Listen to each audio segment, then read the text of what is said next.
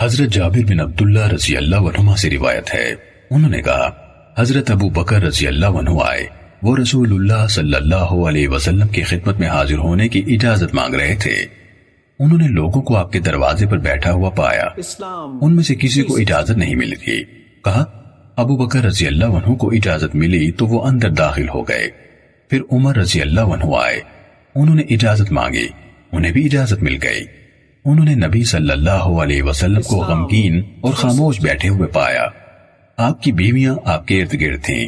کہا تو انہوں یعنی ابو بکر رضی اللہ عنہ نے کہا میں ضرور کوئی ایسی بات کروں گا جس سے میں نبی صلی اللہ علیہ وسلم کو ہنساؤں گا۔ انہوں نے کہا اللہ کے رسول، کاش کہ آپ بنت خارجہ کو دیکھتے، جب اس نے مجھ سے نفقے کا سوال کیا تو میں اس کی جانب بڑھا اور اس کی گردن دبا دی۔ اس پر رسول اللہ صلی اللہ علیہ وسلم ہنس پڑے اور فرمایا یہ بھی میرے ارد گرد بیٹھی ہیں جیسے تم دیکھ رہے ہو اور مجھ سے نفقہ مانگ رہی ہیں۔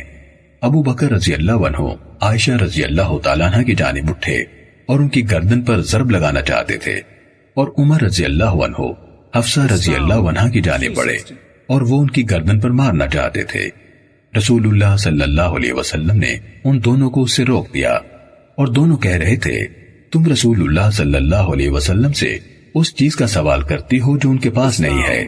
وہ کہنے لگے اللہ کی قسم، آج کے بعد ہم کبھی رسول اللہ صلی اللہ علیہ وسلم سے ایسی چیز کا مطالبہ نہیں کریں گی جو آپ کے پاس نہ ہو۔ پھر آپ صلی اللہ علیہ وسلم نے 1 ماہ یا 29 دن تک کے لیے ان سے علیحدگی اختیار کر لی۔ پھر آپ پر یہ آیت نازل ہوئی، اے نبی صلی اللہ علیہ وسلم، آپ اپنی بیویوں سے کہہ دو حتیٰ کہ یہاں پہنچ گئے تم میں سے نیکی کرنے والیوں کے لیے بڑا اجر ہے۔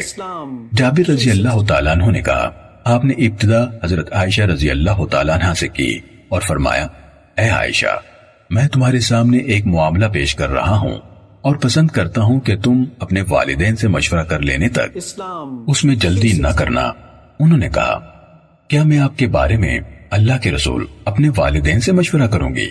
بلکہ میں تو اللہ، اس کے رسول اور آخرت کے گھر کو چنتی ہوں، اور آپ سے یہ درخواست کرتی ہوں کہ جو میں نے کہا ہے آپ اپنی بیویوں میں سے کسی کو اس کی خبر نہ دیں۔ آپ نے فرمایا مجھ سے جو بھی پوچھے گی میں اسے بتا دوں گا۔ اللہ تعالیٰ نے مجھے سختی کرنے والا اور لوگوں کے لیے مشکلات ڈھونڈنے والا بنا کر نہیں بھیجا، بلکہ اللہ نے مجھے تعلیم دینے والا اور آسانی کرنے والا بنا کر بھیجا ہے۔ صحیح مسلم